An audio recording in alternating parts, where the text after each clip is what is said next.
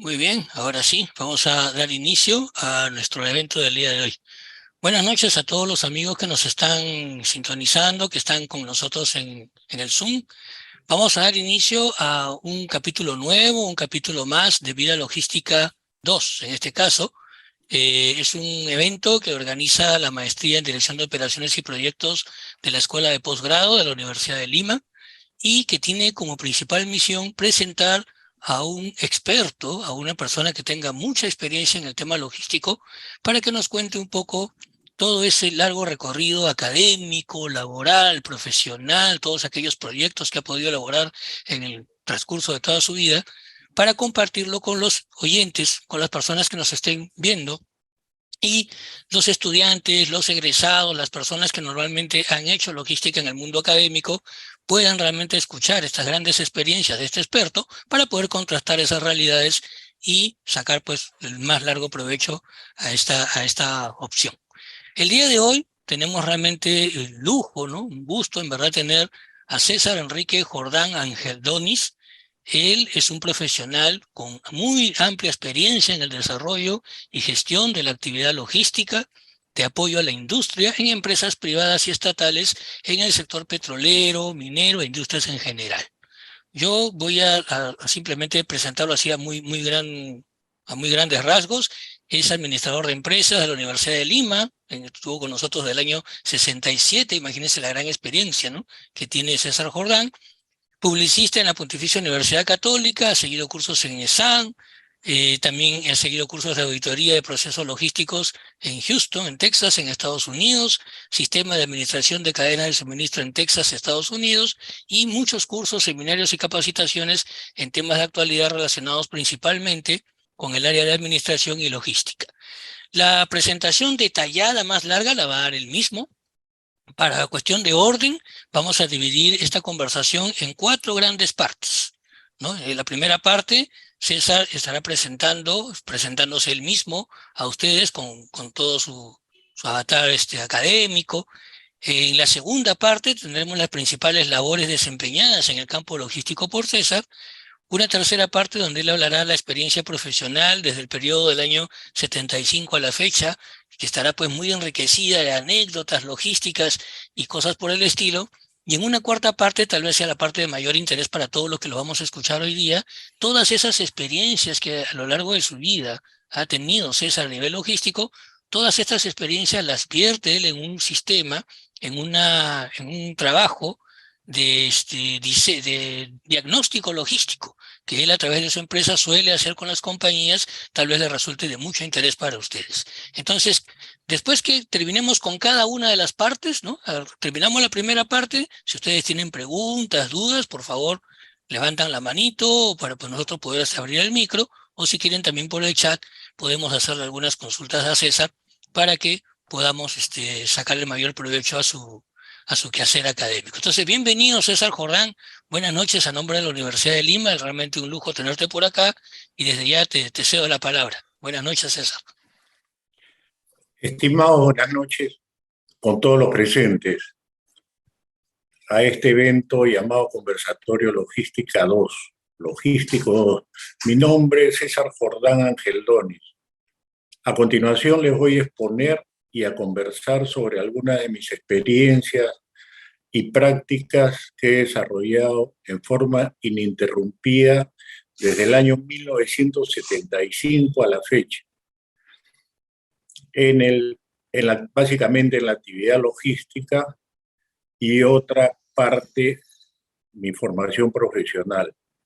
Les comento que soy administrador de empresas de la Universidad de Lima, de la Facultad de Ciencias Administrativas de esta prestigiosa universidad.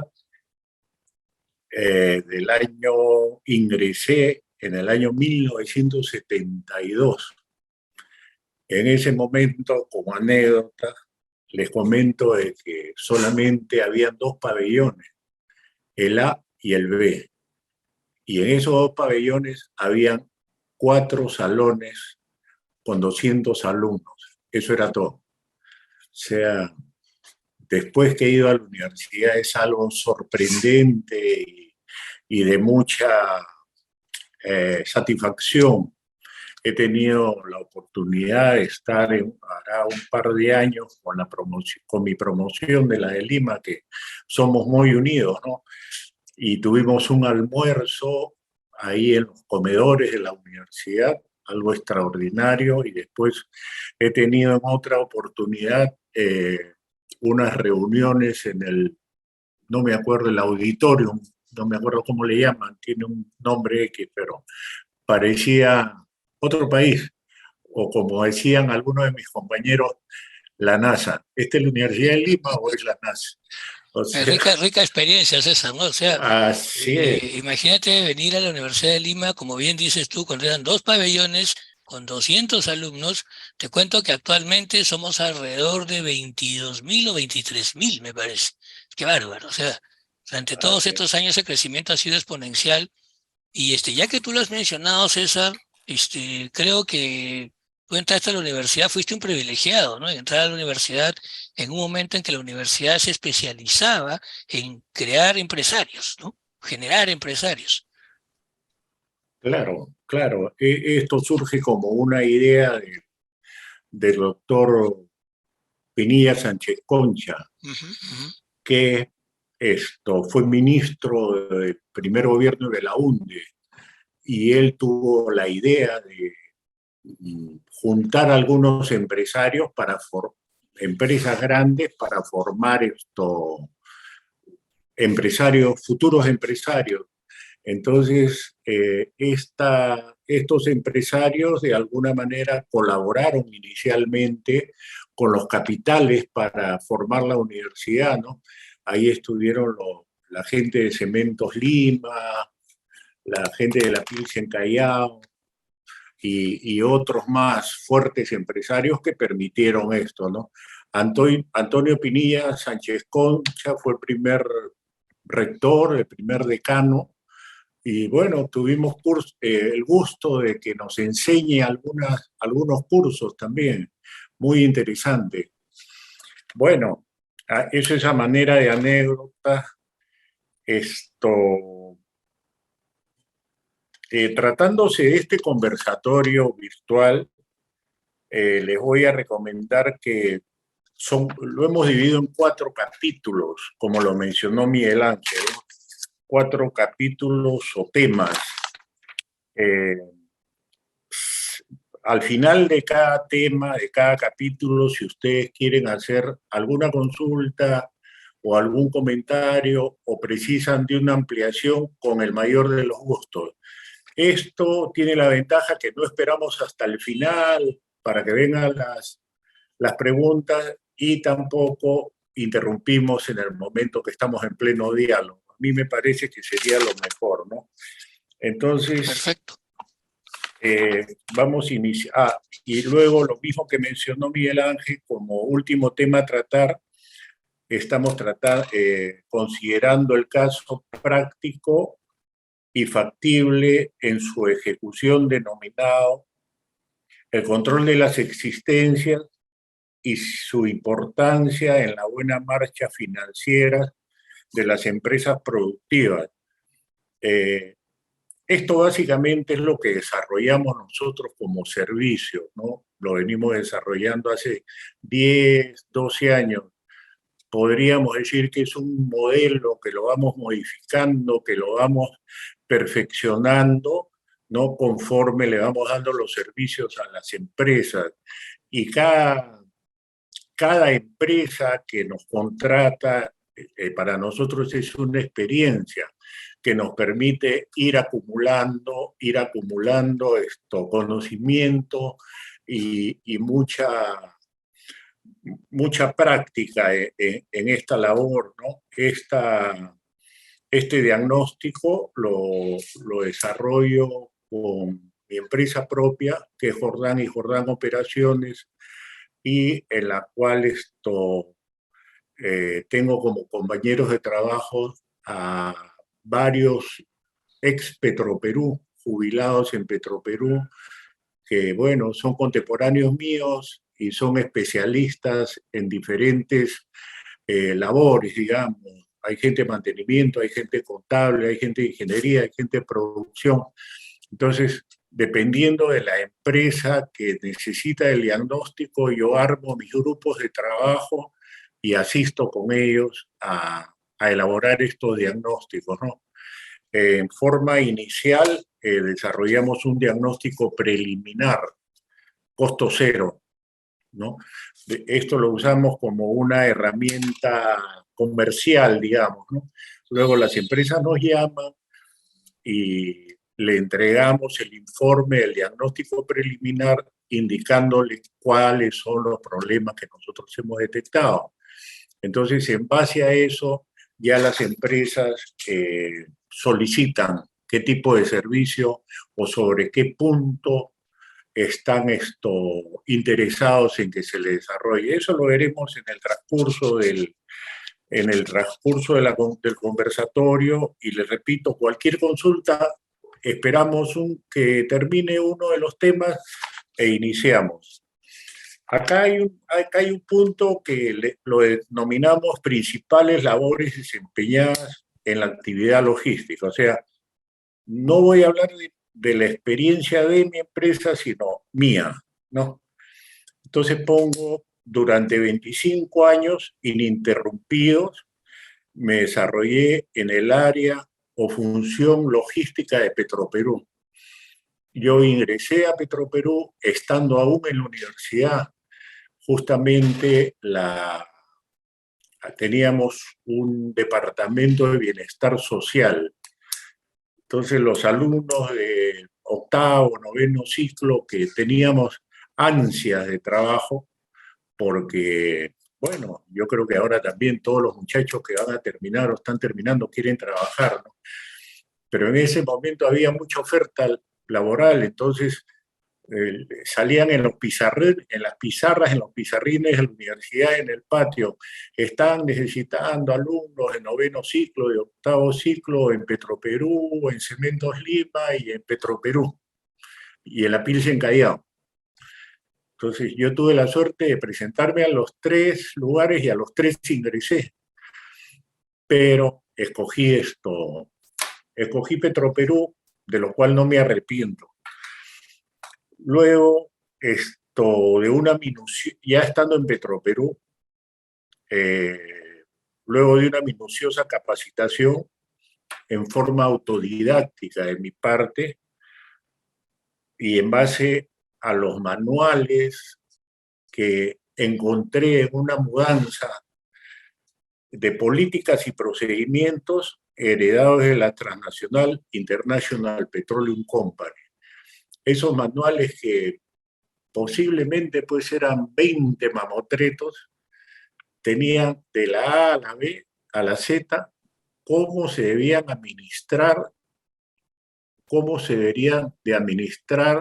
el sistema mecanizado de materiales de Petroperú. O sea, era paso por paso, punto por punto, desde la codificación, la catalogación, los puntos de reordenamiento, los inactivos, los obsoletos. Yo me dediqué un año a estudiar. Entonces, ¿por qué? Porque recién se había formado Petroperú en San Isidro, ¿no? Y hubo una centralización de las funciones logísticas. En ese momento estaban los generales de la Revolución de Velasco, eran los que dominaban, el general Bobbio y el otro general Fernández Vaca. Entonces, apoyaba mucho, quería mucho a la gente joven para capacitarla. Yo tuve la suerte de que me imbuí en estos manuales y me sirvió para dominar el sistema. Bueno, me demoré un año y de ahí ya comencé a viajar. Comencé a viajar a Talara, a Pucallpa, Iquitos, hacía pasantías, preguntaban quién quiere irse al oleoducto, a Saramiriza, por un mes que se necesita un reemplazo. Yo era el primero en levantar la mano. Siempre salí.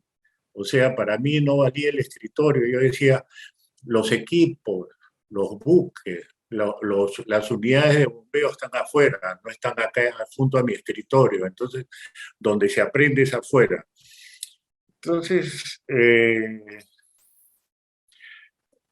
logrando ese conocimiento, ya se me hizo algo fácil entrar a administrar el sistema.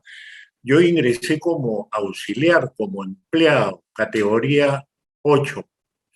¿Ya? Éramos 200 más o menos en logística, y los conserjes, los chicos que entraban como conserjes, entraban con categoría 7.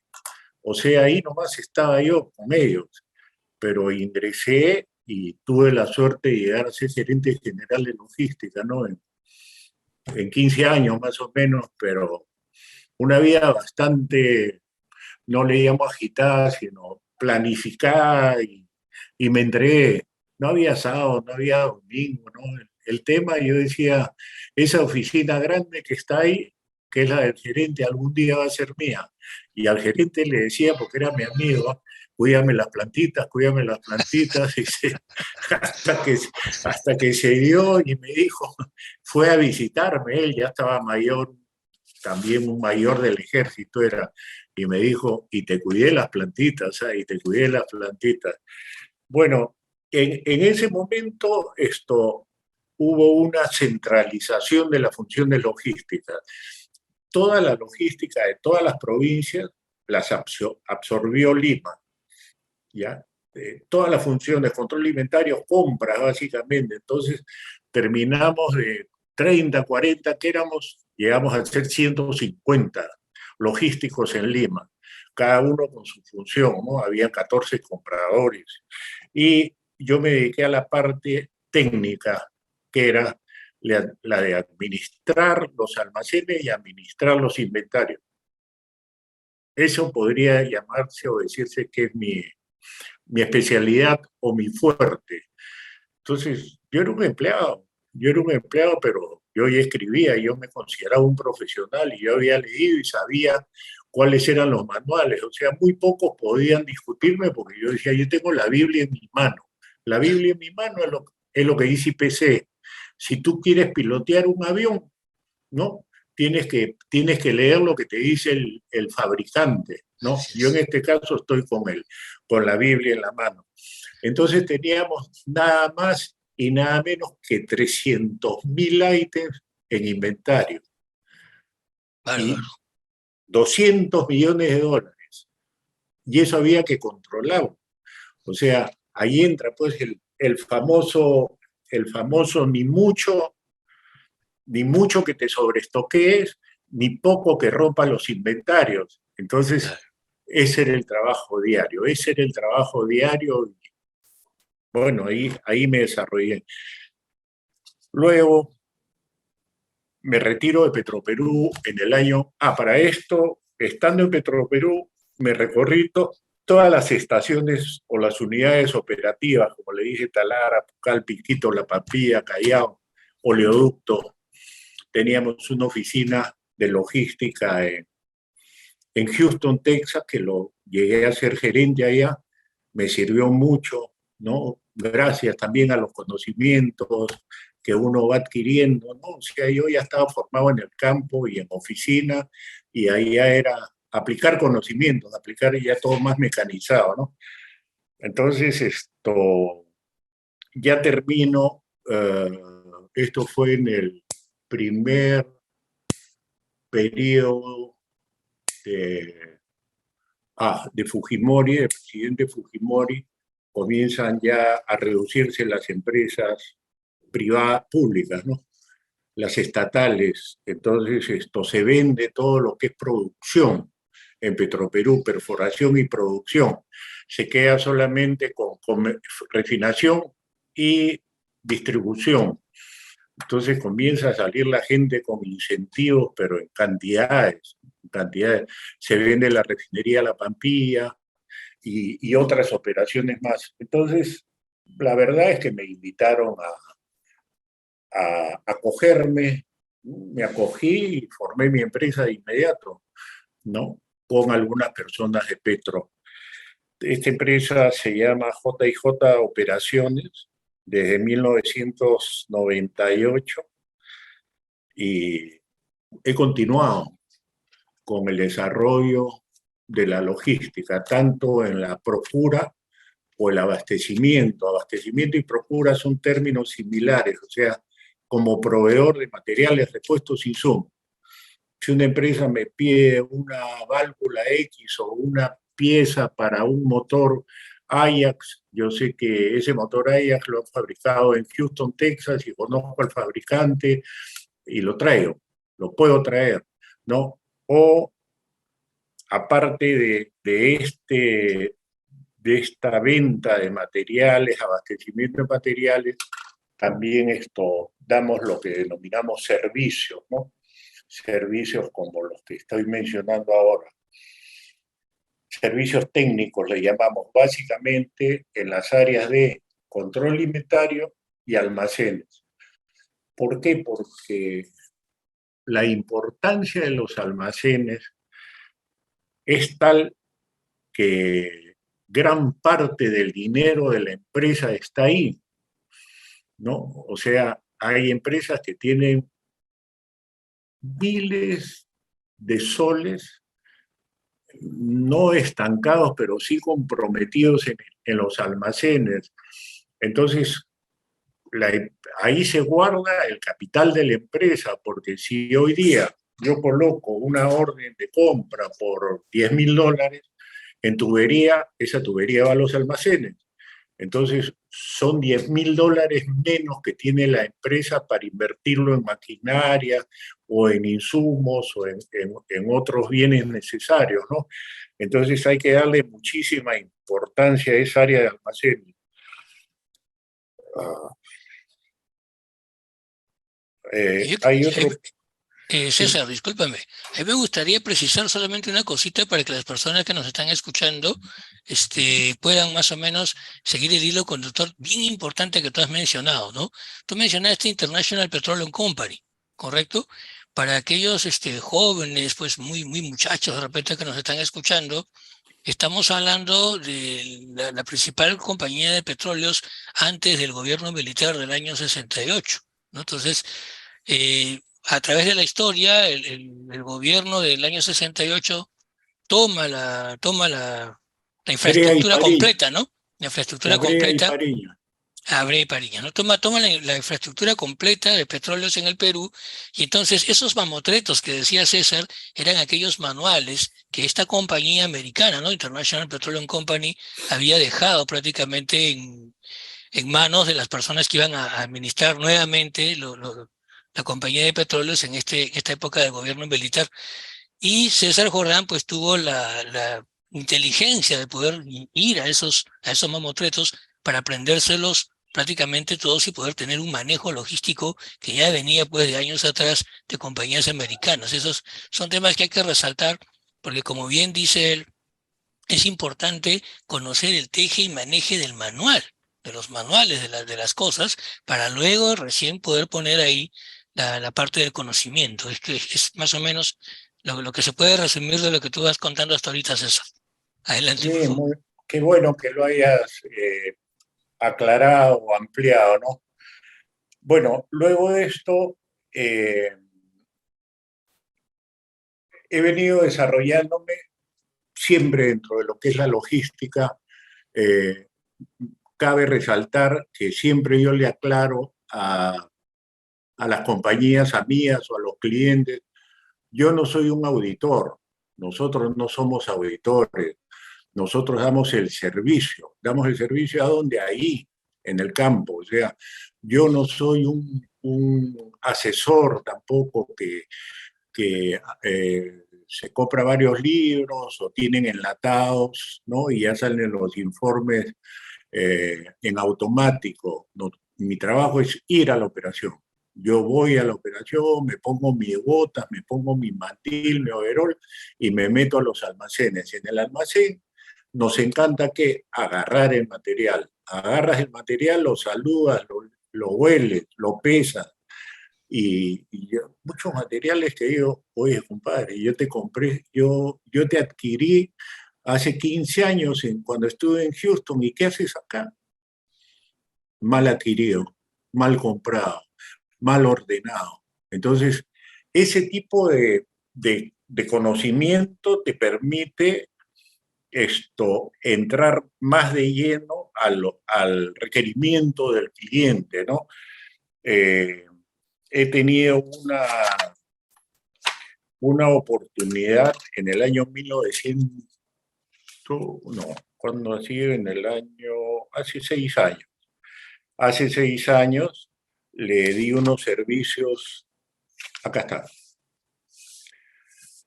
digo, en Petroperú, durante diferentes actividades, principalmente en el área de planeamiento e inventario, se realizaron diferentes labores o proyectos, centralización y luego descentralización de la actividad logística de Lima provincia y viceversa. Después generación de herramientas de gestión y control de la actividad, como catalogación de materiales, determinación de máximos y mínimos, códigos de cálculo, cifras de reordenamiento, categorización de materiales y puesta en marcha de materiales inactivos y obsoletos. Adicionalmente, capacitación de personal. Esto es lo que hacíamos. Esto es lo que hacíamos a diario, ¿no? También nos hemos dedicado a la elaboración de manuales de políticas y procedimientos, sacando también de los mamotretos, porque tampoco uno puede ni engañarse a uno mismo ni al resto, ¿no? Yo decía, pues si ya está escrito todo, ¿yo por qué voy a inventar la pólvora? Hay que traducir esto, y me hacía mis buenos manuales y me aplaudían, ¿no? Esa es la verdad.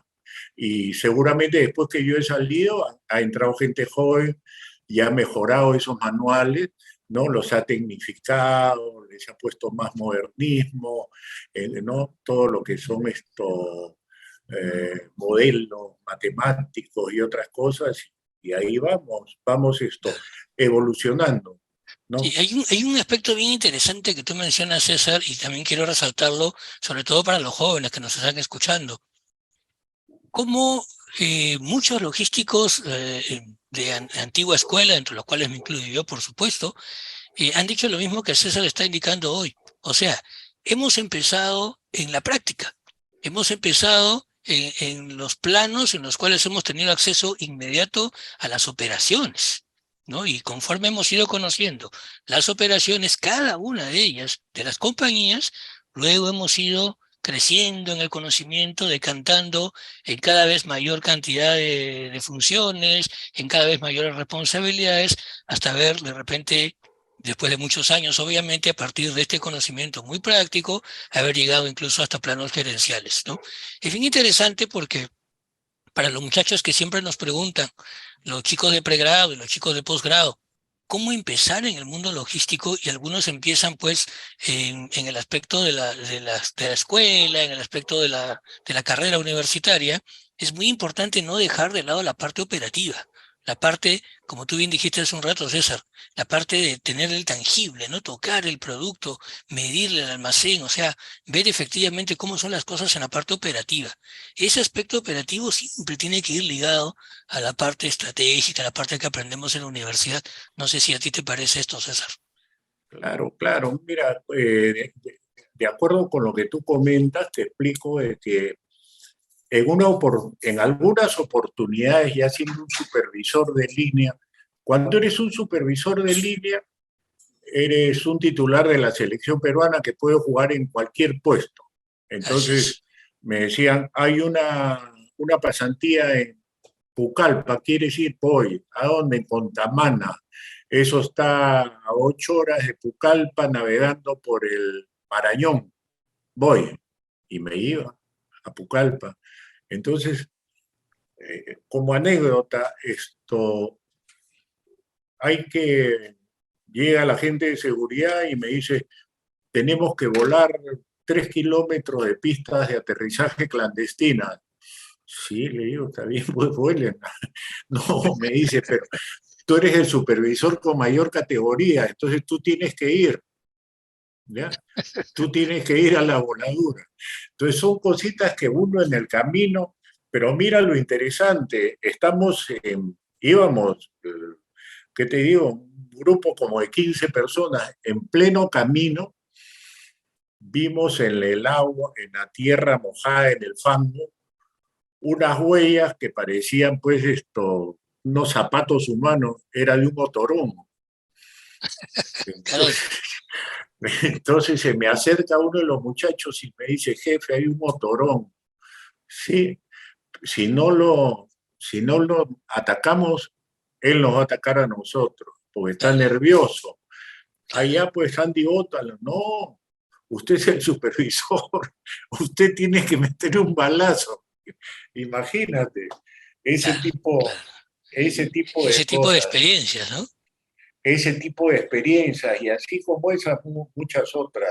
Sí, ese tipo de Bueno, experiencia que tú cuentas, César, la he escuchado muchas veces a algunas personas que trabajan en el mundo minero, en el mundo petrolero, y no solamente en nuestro país, sino de diversas partes del mundo, ¿no? Contándonos las vicisitudes, la parte difícil, y que no aparecen en los libros, que no aparecen en ningún manual, sino que uno se compenetra con ello y las entiende cuando justamente está en el lugar de los hechos, ¿no? Fruto de la costumbre, fruto de la naturaleza. Por eso recalcamos, ¿no? Es muy importante que cuando se toman decisiones en el aspecto logístico de nuevos proyectos, infraestructura, estar en contacto siempre con la parte práctica. Es bastante esencial eso. claro, claro. Para terminar con las anécdotas, en el mismo Calpa, en Contamana, eso lo había trabajado una empresa alemana, que no me acuerdo del nombre, una petrolera. En cualquier momento, entonces dejaron ahí un señor, un almacenero ya bastante mayor, y el hombre vivía 5 años ahí, y era época de austeridad, no había dinero en Petroperú. Fue durante la época del gobierno de Alan García, creo. Entonces, no había dinero con qué comprar materiales y se necesitaba todo. Y ese almacén estaba lleno, porque los alemanes ya se imaginan pues, el orden y todo lo que hay que llevar, cómo lo llevarían, ¿no? Sus inventarios. Entonces, yo voy a hablar con este señor y me dice no, no, no, usted no puede pasar como no, le digo, si yo soy el supervisor, no. Esta es mi empresa que me han dejado los alemanes a que yo cuide los materiales y de acá no me sacan un solo clavo. 6 años estaba, que yo estoy trabajando acá 6 años, ni siquiera salgo de vacaciones. Me dijo, uy, por ahí lo agarro. Dije, entonces los mandamos de vacaciones al hombre y cuando regresó no había pero ni un solo clavo. Dispusimos, dispusimos de todo. Bueno, para continuar, luego hago un trabajo en Petrolera Transoceánica. Petrolera Transoceánica que hasta la fecha opera como tal. Antes fue una división en Petroperú, se llamó Abastecimiento y Transporte. Petroperú tenía 8 buques. Estos buques que hacen cabotaje distribuyendo el combustible a las refinerías. Indebidamente se vendió, también en la época del ingeniero Fujimori, porque el tema era vender, ¿no? Y se vendió. Eso era estratégico, porque imagínate cualquier conflicto que se hubiera dado, como una empresa chilena iba a ser dueña de tus barcos, ¿no? Claro, Entonces claro. me contrataron para que hiciera un trabajo y bueno, las cosas salieron bien y me dijeron, ¿y por qué no te vienes con nosotros? Ya conversamos las condiciones y me quedé 4 años con ellos como jefe de logística. No gerente, un menor cargo, pero me sentí muy bien. Luego, también he tenido una experiencia en empresas del sector privado, como Fundición Ventanilla. Esto, ahí hemos hecho trabajos relacionados con almacenes y con venta de materiales por el sistema de remates públicos. Y he sido el encargado de ver todo lo que son los procesos de contrataciones y de adquisiciones con el Estado. En otras palabras, el desarrollo de las licitaciones públicas, ¿no? Esa era mi función, de buscar procesos en los que la empresa, la fundición podía intervenir y el desarrollo estaba a mi cargo. Ahí he Ya, estado 3 años. Continúo dándole yo a ellos algún servicio porque hay amistad con el dueño. Hay una relación claro. de 40 años con él, somos amigos.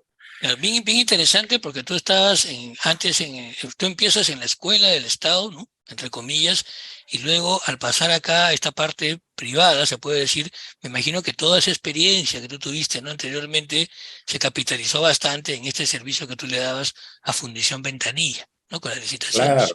Claro, claro. Y ahí tienes algunos encontrones, porque te dicen lo primero, tú eres de Petroperú, donde se gana un montón de plata y no hacen nada. Allá, Así es. tranquilo. Vas a ver que comencemos, le decía. Yo para comenzar trabajo 12, 14 horas al día, para comenzar. Que ustedes no vienen los sábados y domingos, les decía así, ¿no? O sea, cuando te ven que tienes formación ya te comienzan a respetar, ¿no? Ya Claro. saben qué quieres. Después, luego de eso, siguiendo con los servicios que daba a través de mi empresa, me contrataron en BPZ, en Tumbes. Así que me fui a la petrolera, que tenía unas plataformas de perforación, Corvina 1 y Corvina 2, frente al litoral, frente a las costas de Tumbes.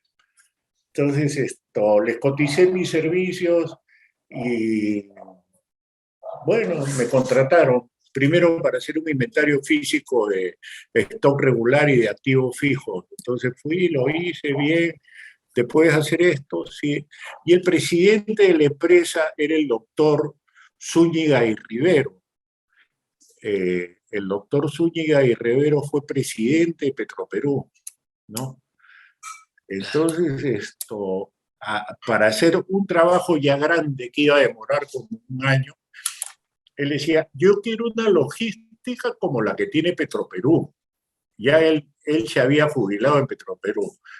Entonces, igualito, los materiales con sus códigos, su catalogación, sus órdenes de compra mecanizadas, yo quiero eso. Entonces, él citó para que los 3 postores que habíamos quedado primero compitiéramos ahí en mesa y cerrar.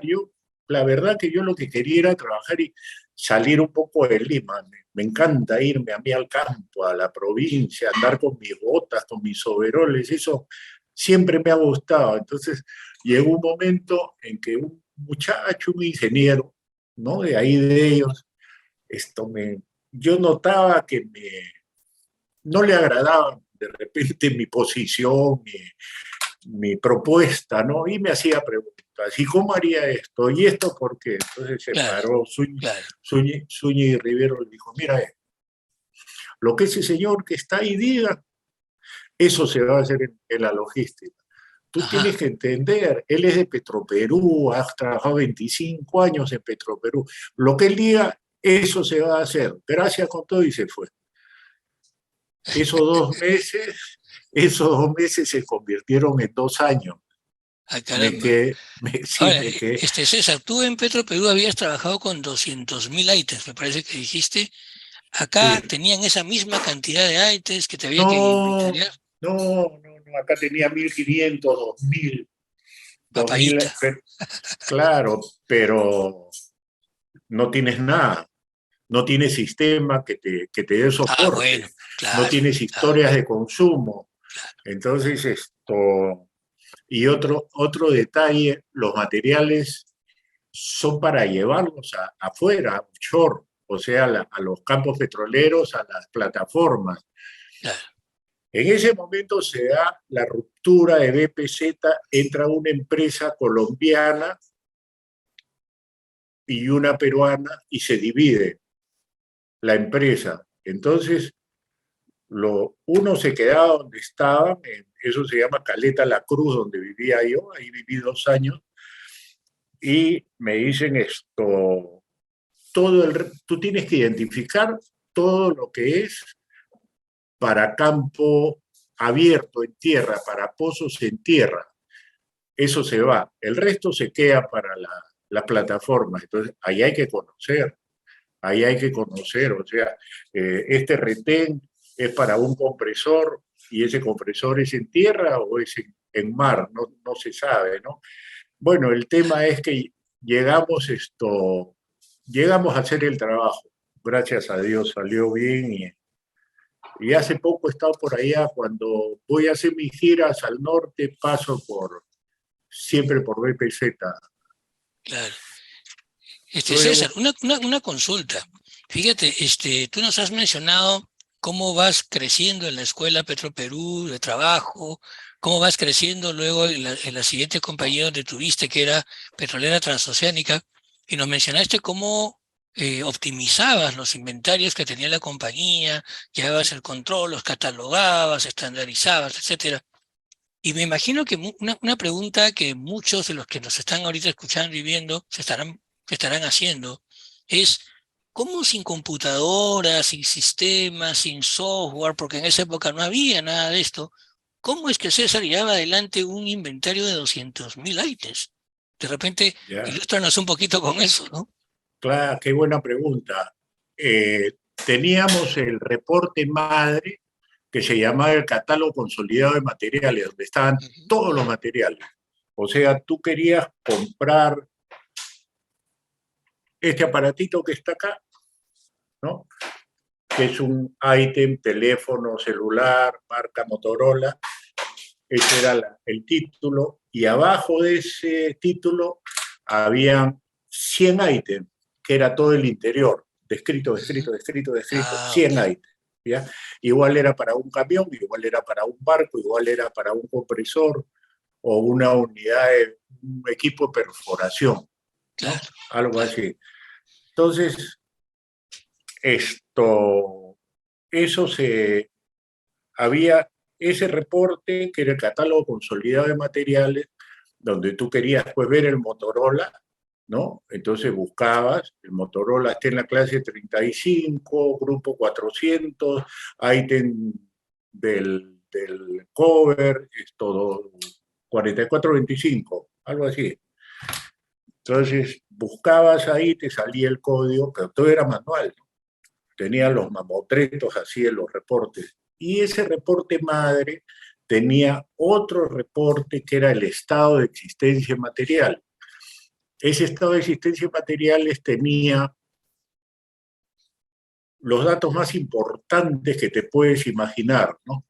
Desde el código de stock, ubicación, estado del material, uh, pedido pendiente, si para ese material estabas pidiendo algo, código de cálculo, cifra de reordenamiento, categoría del material, si era A, B, C, para de acuerdo a eso comprar por lotes económicos.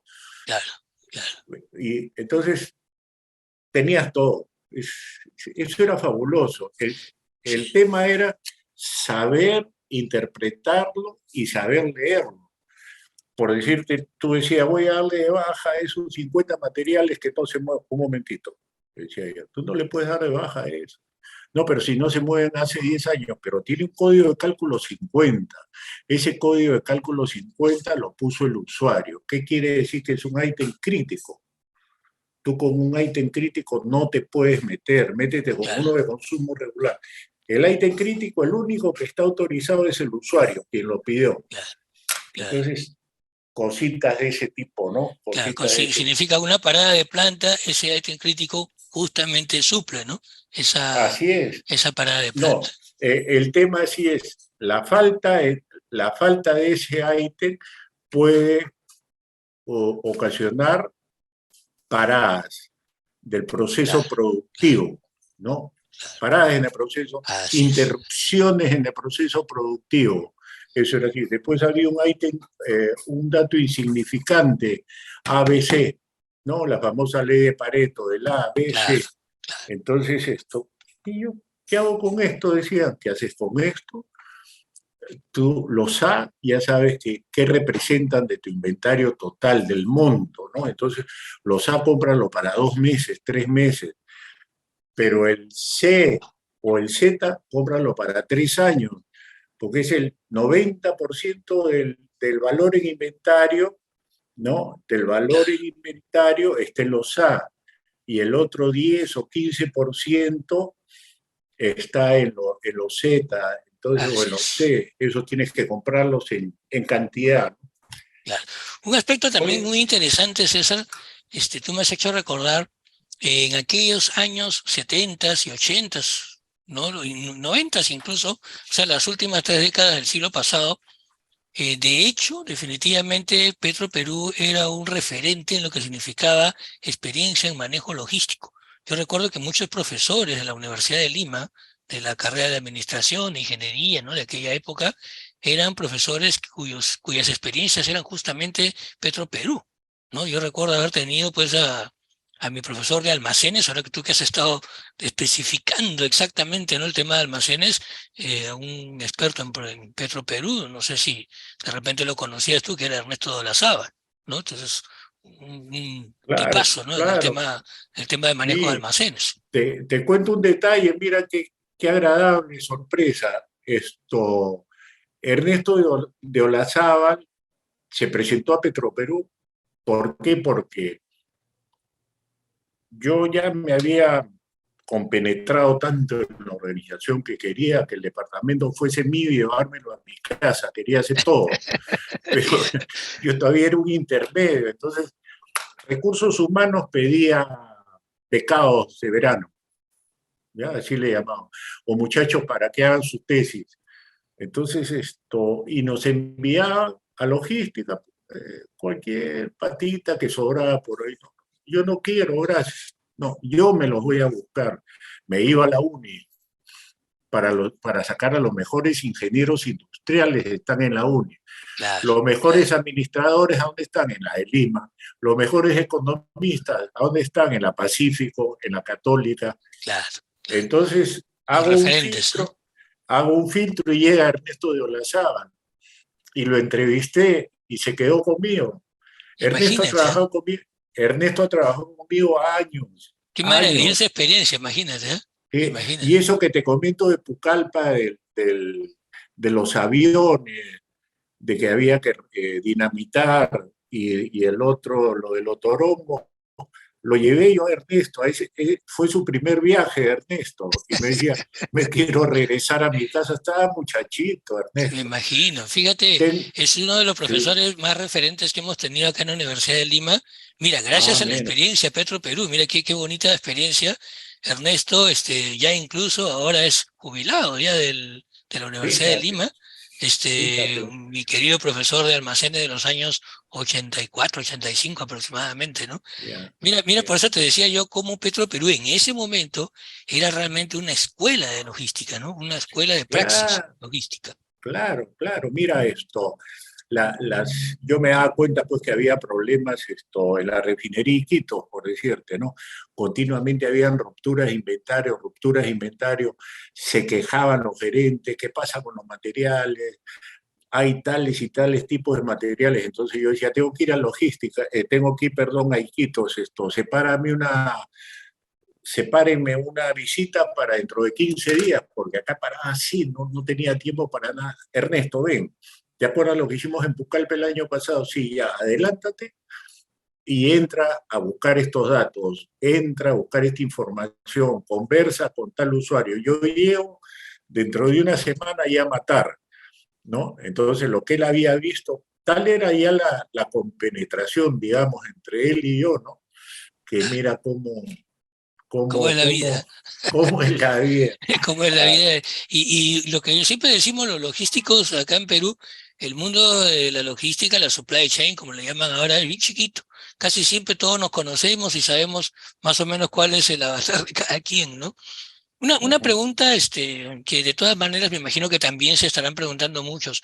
César, a partir de todas estas experiencias que tú has tenido y esta evolución que tú has ido viendo, ¿no? En tu largo recorrido, ¿qué cambios rotundos y profundos has visto, por ejemplo, en relación, diría, a los últimos 10 años, en la actualidad logística, en la supply chain actual? ¿Qué cambios ves tú?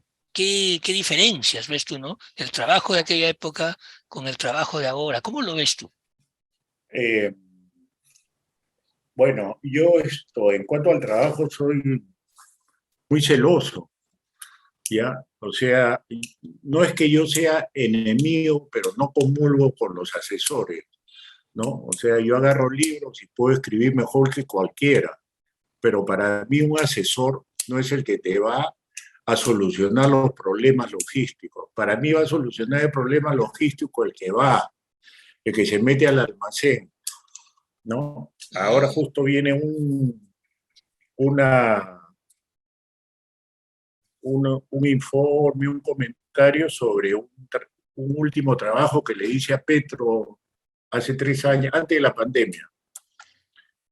Esto, ahora existe mucho eso, o te contratan servicios, o sea, te dicen, necesito 10 compradores, o necesito 5 catalogadores. Entonces van de una empresa, sacan a los 5 catalogadores, los meten ahí. Ahora te catalogan con fotos, con fotos. Yo he trabajado para una empresa chilena dedicada a la logística y me decía, pero ¿para qué vas a ir a Talara? Que te tomen las fotos nada más. ¿Qué cosa? Sí, con la foto catalogamos. Entonces, te tomaban la foto del teléfono y le tomaban la descripción y así no es. Entonces, eso ha generado un cambio negativo, ¿no? Negativo. Y por supuesto que también hay mucha inyección de corrientes nuevas, de tecnología, ¿no? Mucha inyección, pero yo tengo la suerte que todavía mantengo a mi grupo y Ernesto es uno de ellos. Con Qué bueno. Ernesto intercambiamos conocimientos y le digo, Ernesto, yo ya no soy tu jefe, dale nomás, si tienes que darme, Claro. no, César, me dice, si lo que tú conoces, a veces nos juntamos los muchachos, me dice la que ya no es muy muchacho, y nos reímos de cuánto pudimos aprender estando allá. Mira, justo viene con relación a eso, me contrata Petro hace 3 años, antes de la pandemia, porque están haciendo para la nueva refinería 7 almacenes, super bodegas, ¿no? Entonces, esas bodegas las tienen que adecuar al tipo de material que tiene la nueva refinería que ha costado 7.000 millones y las plantas industriales. Entonces me contratan a mí para que haga un primer bosquejo, pero yo le digo, no, ese no es trabajo para mí, ese es para planeamiento técnico, para un ingeniero, yo no entro a eso. A mí no me gusta meterme donde me están dando una labor, quizás por amistad, quizás por ayudarme, no sé, no. Más bien le digo, arregla tus problemas, ¿qué vas a meter a esos almacenes? ¿Cómo que voy a meter? Me dicen, todo lo que está pues en las bodegas, no, pues, no, si son almacenes nuevos, con montacargas nuevos, grúas nuevas, personal nuevo, vas a meterle basura a eso, vas a meter 5.000 tarros de pintura que están a la mitad porque ya están malogrados. Bueno, entonces me contrataron para hacer ese trabajo. Calculé igual 3 meses, una cosa así, y salió un bonito trabajo.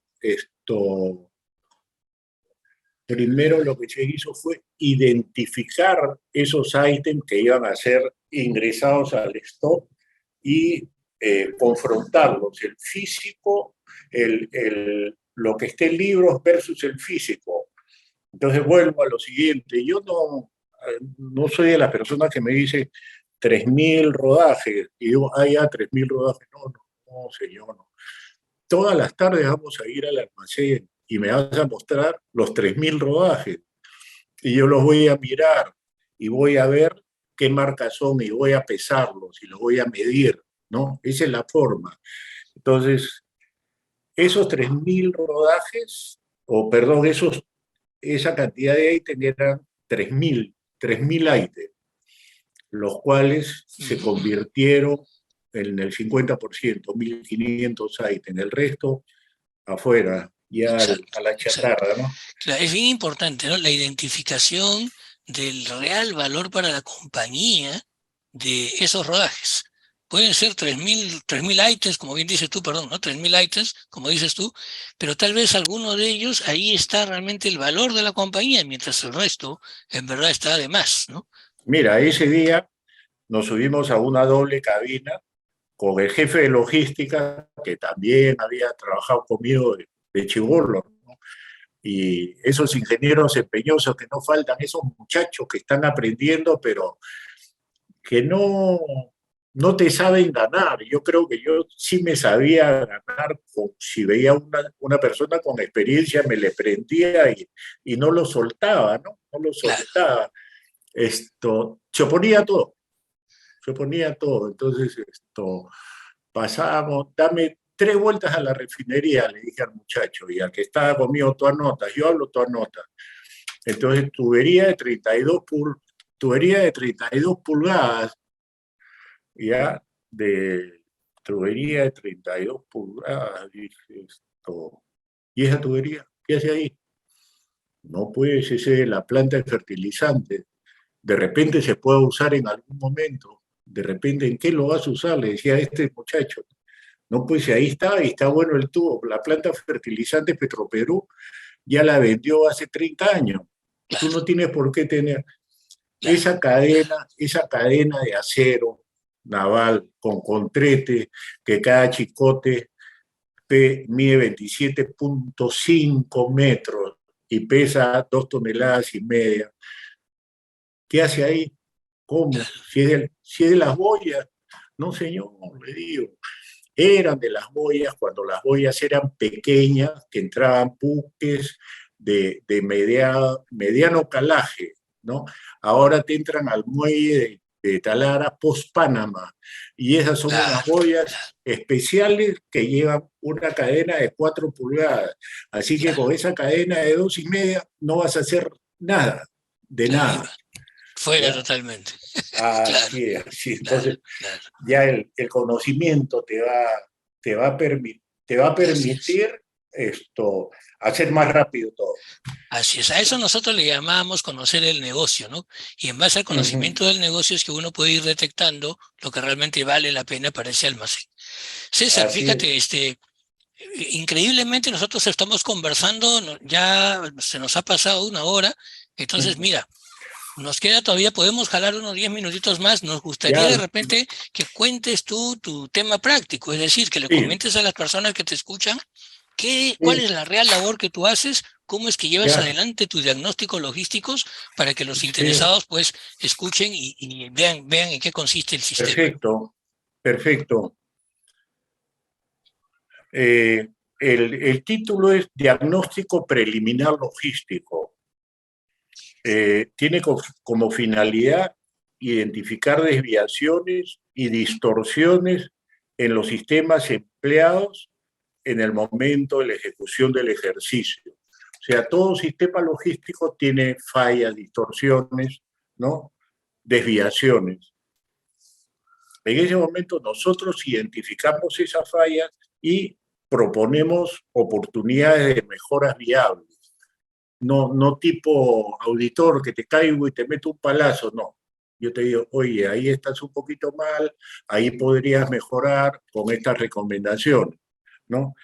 Su desarrollo asegura ejercicios exitosos mediante trabajos en equipos de nuestro personal, o sea, de mí o de mi empresa, técnico con personal representativo de las diversas áreas de las empresas diagnosticadas, que son producción, mantenimiento, finanzas, servicios generales, entre otros. Entonces, ¿qué hacemos? Llegamos a una empresa, por decirte, Fundición Ventanilla, ¿no?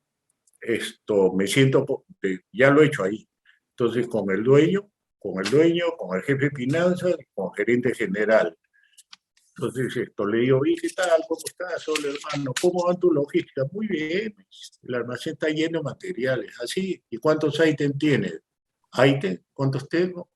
Uy, la verdad que no sé ese detalle. Ahí nomás ya está muerto. Entonces le digo al de finanzas, ¿y cuánto en inventario tienes? ¿Qué monto? Pucha, ese dato lo tendría que buscar, ¿ya? Entonces, a lo que vamos es, hay un desconocimiento casi total de la cantidad de materiales que a uno le pueden servir, que a un proceso logístico o a un sistema logístico y a una empresa le pueden servir y cuáles no les pueden servir.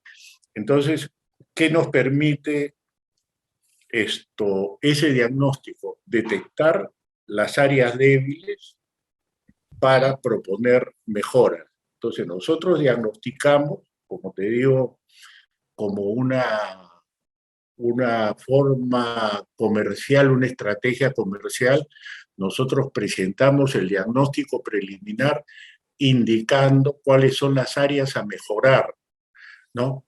Entonces, una vez que indicamos las áreas a mejorar, ya los dueños de las empresas nos dicen por lo general, mira, cotiza metales labores, ¿no? Cotiza metales labores. Entonces ya entramos a, a solucionar la problemática que hemos identificado.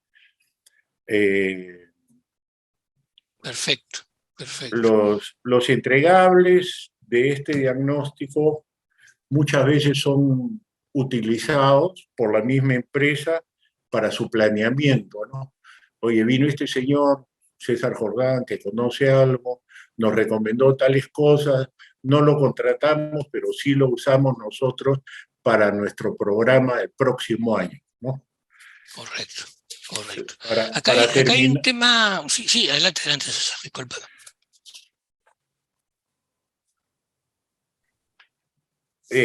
Decimos que logramos detectar con mucha precisión el foco de problema, así como las propuestas correctas de solución, ¿no? Ahora, Perfecto. en la práctica y como resultado del desarrollo del diagnóstico preliminar, se presentarán temas recurrentes de la empresa.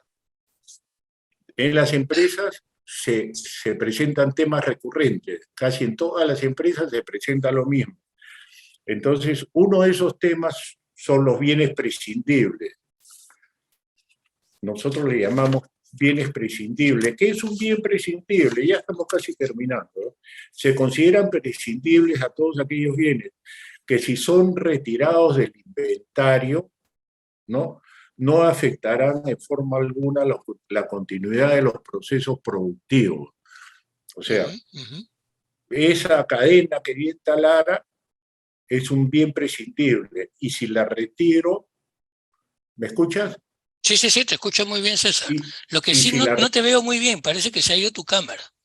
No sé si de repente puedes con tu hijo de repente colocarla de nuevo. Se te escucha bien, pero no se te ve. A ver.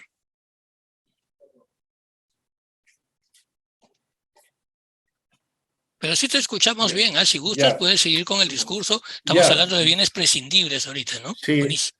Entonces, decimos que son prescindibles todos aquellos que si son retirados del inventario no afectarán en forma alguna la continuidad de los procesos productivos de las empresas.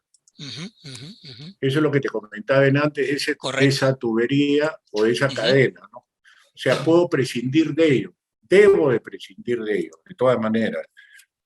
¿Por qué? Porque me originan una inmovilización total de capital, ¿no? Dentro de la empresa. Yo le digo, los identificamos, los sacamos, los ponemos en posición de venta final y los vendemos. Y esa venta te va a permitir liquidez, ¿no? Así es, así es. Entonces, así es. Estos prescindibles se identifican, tienen características, digamos, asociables con las siguientes categorías. ¿Cómo se identifican estos prescindibles? Por ser inactivos, obsoletos, tener sobrestock, ser un surplus, ser un grupo de ítems no vendidos, por ser devoluciones, por ser mal adquiridos. Entonces, cuando le digo mal adquirido, por ejemplo, ¿qué es mal adquirido? Tú como usuario me dijiste, cómprame un teléfono, marca tal, pero no me diste mayores detalles técnicos. Entonces lo envías a compra, te lo adquiere mal adquirido. Entonces llega donde el usuario y el usuario dice, yo no te pedí esto. a mí no me interesa. En lugar de devolverlo, lo meten al almacén y se queda ahí. Así es, así Hay otros es. desfasados tecnológicamente, heredados de otras empresas, sobrantes de proyectos y otros. Claro. Acá para terminar, los bienes prescindibles generan en forma innecesaria y recurrente la inutilización de importantes recursos financieros de la empresa. En base a experiencias desarrolladas en nuestro caso, en casos prácticos, estimamos que entre el 10 y el 20% de los inventarios del stock regular almacenado tienen características de bienes prescindibles. O sea, yo Interesante. sin entrar al almacén, yo ya sé que el 20%, entre el 10 y el 20, son inactivos, obsoletos, mal adquiridos y Claro, son retirables, ¿no? claro. Es bien interesante lo que tú mencionas, César, porque fíjense, yo me imagino que los que nos están escuchando y viendo dirán, caramba, pero en los modelos que a nosotros nos enseñan, en las teorías que nosotros aprendemos y descubrimos, ¿no? En las universidades, en cualquier institución educativa, es obvio, dicen muchos, ¿no? Es obvio pensar que lo prescindible tengo que sacarlo de mi inventario y de mi almacén. Bueno, resulta pues que lo que me están escuchando, una cosa es lo que nosotros aprendemos y que por lógica nos hace pensar que tenemos que prescindir de lo prescindible, pero en la vida real, la vorágine del día a día, de la logística de producción, los proyectos, las operaciones en el día a día, nos va ganando esa vorágine y en un momento de corte determinado sucede justamente lo que indica César Jordán. De pronto, si hacemos un corte, nos encontramos a veces casi con un 20% de bienes que en verdad no estamos realmente trabajándolo de manera óptima. Entonces, esa es la importancia de tener el contacto con la parte práctica, ¿no? Y compararlo con la parte académica. En verdad, realmente es así. Recuerden también que nosotros tenemos un 70% de compañías acá en el Perú que son microempresas, pymes, MIPES, y entonces estas prácticas óptimas de manejo de inventarios, de manejo de la logística de aprovisionamiento, que es donde estamos hoy día en el tema de hoy, a veces no es del todo óptimo. Y en verdad, ese bien que yo tengo ahí guardado, ese bien que yo lo tengo hace tiempo ahí almacenado, en verdad me está haciendo perder dinero, me está haciendo perder rentabilidad, o flujo de caja, como dijo César.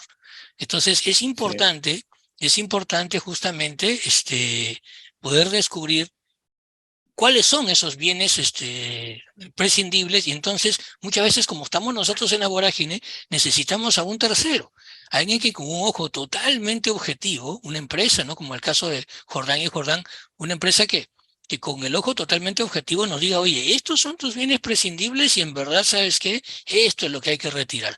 Creo que ese es un poco el trabajo, César, ¿correcto? Así es, así es. Esto, para redondear, eh, en la mayoría de los casos, los altos funcionarios saben, ¿ya?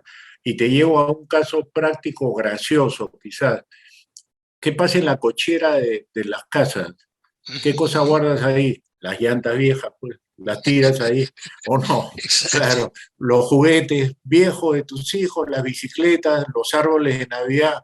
Sabes que hay eso, pero no lo retiras. ¿Por qué? Por falta de tiempo. No Así tienes es. tiempo. Lo que tú dijiste, la vorágine diaria, ¿no? Le doy y me llegó a las 8 de la noche, me voy a mi casa y no tienes tiempo para hacerlo. Esa es la verdad.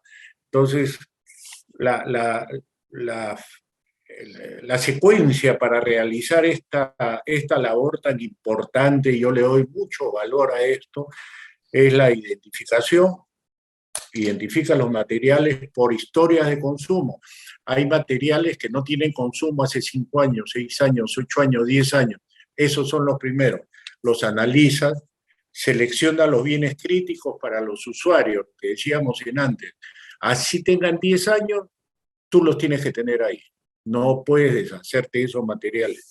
Correcto. Los retiras de los activos, le haces su baja contable, lo pones en posición de venta final y organizas la venta a tercero.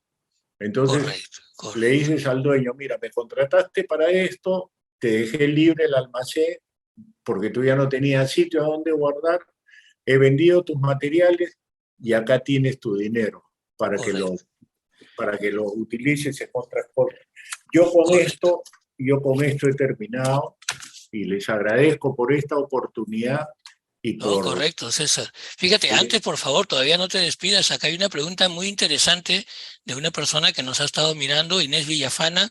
Buenas noches, Inés. Muchas gracias que estés acá con nosotros. Inés te hace una pregunta bien interesante, ¿no? Dice, ¿qué hace o qué se sugiere en todo caso hacer, ¿no? Con los productos que no tienen alta rotación. ¿Deben rematarse o deben mandarse a scrap? ¿Qué sugieres tú al respecto, César? lo que dije al final, lo que dije al final, Ujú, ujú, primero los identificas, por decirte, compraste materiales para un proyecto, ¿ya? Para un proyecto de hacerte un tercer piso en tu casa, pero ujú, decidiste no hacerlo. Entonces la varilla de construcción, la tubería, el cemento, la arena, lo guardas. Entonces, si ya sabes que ese proyecto no lo vas a ejecutar, entonces lo primero que tienes que hacer es identificarlo, analizarlo, ¿no? Y lo seleccionas, luego lo ujú, ujú. retiras y inicias un proceso de baja contable y lo pones en posición de venta final, ¿no? Ahí ya lo rematas, lo vendes. Pero toda esa labor tiene que partir por la identificación del material. Ahora, ¿cómo lo identificas?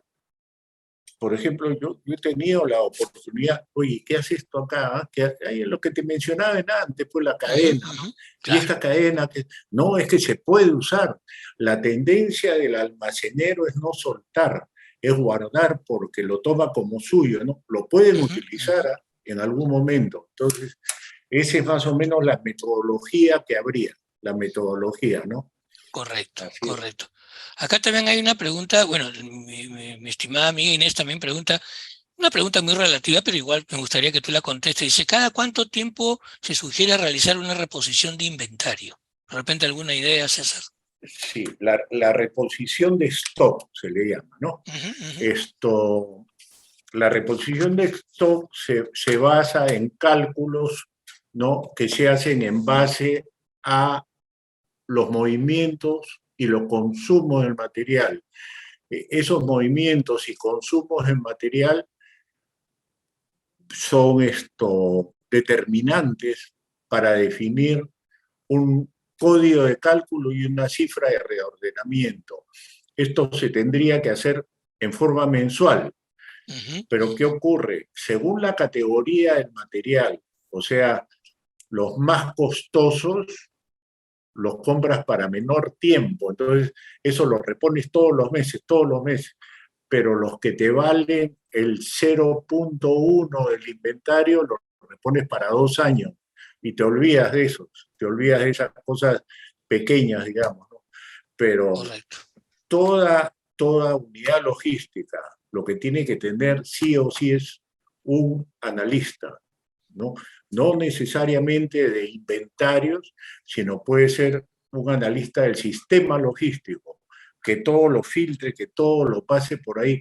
Antes de ser jefe de logística, tiene que ser un analista de logística, o sea, saber de tiempo, saber de materiales, saber de proveedores, saber de transporte, saber que este material ya no hay nacional, hay que importarlo, o que hay un estoquista en el mercado central que te lo Ujú, puede ujú. vender a la mitad del precio y lo vas a tener en media hora en tus almacenes.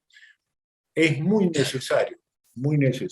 Sí, bien, bien interesante tu respuesta. Tú me has hecho acordar una cosa así bien cortita, ¿no? Hace muchos años atrás trabajaba yo en una compañía que fabricábamos una serie de productos y en algún momento determinado en una máquina se averió un macho, ¿no? O sea, un machembrado de un perno una arandela y un tornillo. Y entonces cuando dijeron, bueno, miren, se han averiado estos machos, hay que comprar otros. Bueno, dijimos, esto es lo más sencillo del mundo. O sea, en todas partes del mundo hay machos, como tú acabas de decir, de repente en la ferretería de la esquina puedo encontrar. Increíblemente, por los tamaños, los calibres, las formas y qué sé yo, hemos buscado todo el Perú y no había ese macho. Entonces Milimétrico. empezamos a buscar al resto del mundo Y en la región, en Sudamérica, había un solo lugar en Brasil donde se podía conseguir ese macho. O sea, esas cosas pasan a veces, ¿no? Claro, hay esto, rosca invertida, ¿no?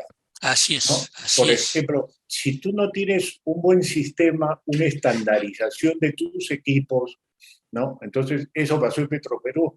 Nosotros trajimos tanques rusos en la época de Velasco, los tanques de Ujú, ujú, almacenamiento rusos, claro. camiones, camionetas de diferentes marcas. Entonces comenzó a crecer toda una barbaridad porque no había una adecuada estandarización. Entonces tus inventarios crecen. Es diferente si dices, todos mis pernos van a ser brasileños, Ujú, de ahí no ujú, me muevo. Pero si vas a comprar pernos a 10 países diferentes, ujú, ujú, imagínate todo lo que claro, tienes que... claro. Claro. Bien, y como estamos contra el tiempo, César, una última pregunta que me parece bien importante de nuestro amigo Hernán Vargas, que también ha estado escuchándonos con nosotros de Lenovo. Una pregunta que tal vez redondee un poco toda la problemática que se vive, César. Para este manejo adecuado de almacenes, transportes y todas las actividades que se van dando en el mundo logístico, es necesaria una infraestructura. Entonces, mi amigo Hernán Vargas pregunta, ¿cómo ve usted, César Jordán, el déficit en la infraestructura logística del país? ¿Cuál puede ser el camino, dice, para cerrar esas diferencias que tenemos respecto a la región y al mundo? ¿No? Una pregunta muy conceptual. César, ¿cómo lo ves? Sí, lamentablemente estamos bien atrasados. Lamentablemente falta nos falta muchos profesionales en logística, nos falta y que valga esto para animarlos a que le den fuerte a la actividad logística porque es un campo virgen acá, es un campo virgen y desde un ingeniero industrial que para mí es el profesional idóneo, ¿no? Puede haber un ingeniero industrial, un administrador, no hay, no hay abogados especialistas en logística que se especialicen y que puedan atender tantos casos relacionados con la parte legal y la parte logística. Entonces, lo ideal acá es Ujú, formación, comentarles a esa gente, a esos chicos, a esas personas que están comenzando en la actividad, que tienen que capacitarse, tienen que leer, tienen que salir, tienen que cambiar de empresa, ¿no? Buscar empresas que le den oportunidad. Acá tenemos lamentablemente pues la moda de que pasan los camioncitos que dicen logística. Eso no es logística, eso es distribución y transporte, así pero le es. dicen logística. Logística es lo que hemos conversado ahora. Dime cuánto tienes en inventario, dime cuántos no se mueven, dime qué sobrestock tienes. Eso es logística. Y no lo Ujú, quería mostrar, pero lo voy a mostrar. Tú lo claro. conoces. Yo les recomiendo esto que es un dinosaurio. César, discúlpeme, lo que pasa es que no se te llega a ver la cámara. No sé si puedes prender la cámara. Ah, no, no se pudo. ¿No se pudo? Es No, una pena porque me gustaría que eso vean los muchachos que nos están mirando, justo lo que te pero ibas a no se mostrar. puede, ¿no? A ver, fíjate. A ver un segundito. Claro, claro que sí, inténtalo porque me Ya, gustaría que los muchachos vean lo que tú tienes en las manos ahí, ¿no? perfecto. Este es un, no se ve. Dale a cualquiera, a ver, A ver, prueba en uno. No, a ver, doctor. Espérate un claro, claro, segundo. claro, claro, a ver. Ahora, No, no pasa tampoco. nada. Me sale que no sale en vivo, dice. De repente por ahí ya me pueden ayudar. No, Sí, claro. no Le dice. voy a enviar una solicitud para que pueda iniciar el video. ¿Le puede dar en aceptar, por favor? A ver, claro. Sale como error. No se puede iniciar video, dice.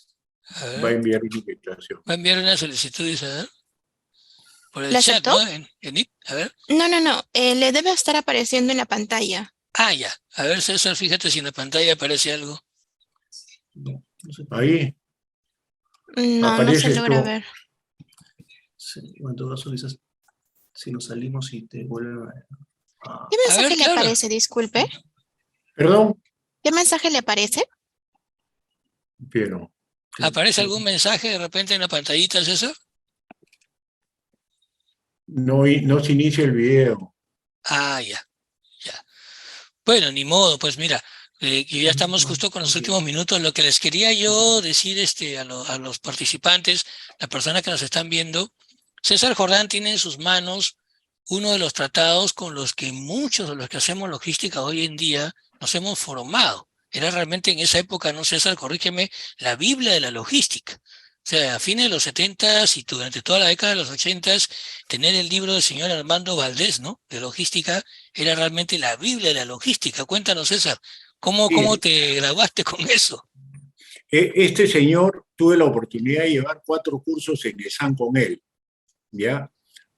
Salí muy bien, dicho sea de paso, en cuanto a las calificaciones, porque me encantaba, no me perdía. Lo seguí hasta su casa y el hijo que se hizo llamar después, que tiene el mismo nombre, él es Armando Valdés, otro apellido es el Claro, segundo. A él se hace llamar el hijo de la logística, pero el bueno, hijo de la bueno, logística, imagínate, ¿eh? sí, él es Administración Logística, Armando Valdés Palacio. Palacio, así En es, la, así en es. la, en alguna biblioteca tiene que estar. Este libro tiene 500 hojas y 22 capítulos. Imagínate que dentro del libro hay cronogramas, hay organigramas, hay diagramas de flujo, cosas pues que hace 40 años no estaban en la práctica y te define la organización logística, te define medición de eficiencia, te Así es, define, así es. mira, la función almacenes y su organización, ¿no? Te hace descripciones de puestos.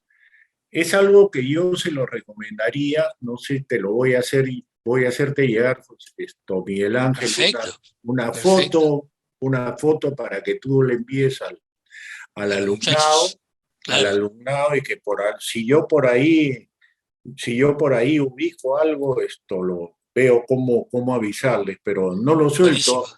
Tuve varios y los presté, ya este no lo presto ya. Así es. Bueno, mire, lo que tú dices, César, Armando Valdés Palacio, realmente reconocido acá en el Perú como el gurú de la logística, el padre de la logística. Tuvimos la suerte de hacerle un homenaje hace algunos años atrás por su larga trayectoria y sus pivots, ¿no? En el tema logístico.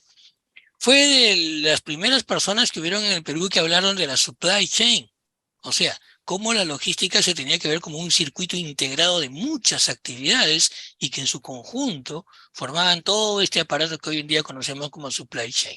Un referente, un referente ha sido maestro de César, maestro mío también, y los invito a que ustedes en algún momento que puedan ubiquen, ¿no? Algunas obras de él en las diferentes bibliotecas que existen hasta ahora, obras de él, de muchos años atrás, pero que son realmente un referente total sobre el tema. En la Universidad de Lima puede Sí, haber. tenemos Yo acá voy a, libros de Armando Valdés, correcto, yo voy correcto. a conversar con el hijo, que es Armando Valdés Garrido Leca. Ujú, ujú. Él fue gerente de logística de Aceros Arequipa y me llamó también para hacer algunos trabajos, ya hace 10 años más o menos. Claro, Y, y yo lo contraté para que hiciera unos trabajos en Petroperú. Yo lo contraté a él. Es una persona muy honesta, muy centrada, bueno, de tal palo, tal astilla, como se así dice, es, ¿no? así es. Pero no brilla tanto como el padre un fuera de serie, ¿para qué? ¿Para Así qué? es, así es. Ujú. Bueno, César, mira, el tiempo nos ha ganado porque en verdad nos hemos pasado creo que hasta media hora, pero en verdad una delicia estar hablando de estas cosas y las 20, 20 y tantas personas que están todavía con nosotros, darle las gracias en verdad por su tiempo. Pues a ti, César, las gracias también por aceptar nuestra invitación, por compartir tu experiencia, que es algo muy, muy simpático de un profesional como tú, no habla mucho de esa entrega, de ese aporte, ¿no? Que tú das a las nuevas generaciones. Y para las personas que están interesadas, ¿no? en dirigirse, a hablar con César respecto a este tema que es el diagnóstico logístico, pueden escribirnos a nosotros con toda confianza. Les compartimos los datos de César Jordán para que ustedes puedan contactar con él, puedan ver el tema de diagnóstico logístico y acceder pues a este servicio que es verdad es un servicio a uno. ¿no? Nuevamente las gracias, César, nuevamente las gracias a todos los que nos han escuchado. Unas últimas palabras de repente de despedida, César, de parte tuya.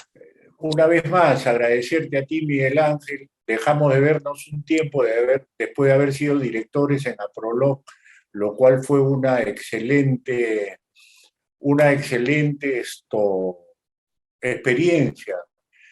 Como último comentario y cerrando más la cadena logística, ahí me faltaba el desarrollo de uno de los elementos de la cadena y era el transporte, ¿no? Ahora he sido, bueno, me han nombrado como representante de una empresa que está laborando en Houston, ¿no? Que se encarga al transporte marítimo, transporte y manejo internacional de carga, manejo y transporte, ¿no? Marítima y aérea. Entonces, eso ya cierra un poquito más lo que me faltaba hacer por la logística, digamos. Así que estoy hace un par de meses dedicándome a esto y bueno, va caminando, gracias a Dios, va caminando. Buenísimo. Y siempre que sea algo de logística, ahí estaré. Excelente, César. Muchos éxitos ahí con la nueva aventura. Eso es importantísimo en la vida de logístico, asumir siempre los nuevos retos. Y nuevamente, muchas gracias a todos ustedes, amigos, por estar con nosotros. Los esperamos a ver seguramente en los siguientes meses, ya los primeros meses del siguiente año, con un Vida Logística 3. Y César, desde ya las puertas de la Universidad de Lima siempre abiertas para ti. Muchas gracias por todo. Gracias, Miguel Ángel. Gracias a todos los participantes y les reitero mi recomendación. Dedíquense al desarrollo logístico. Muchas gracias. Buenas noches a todos. Chao.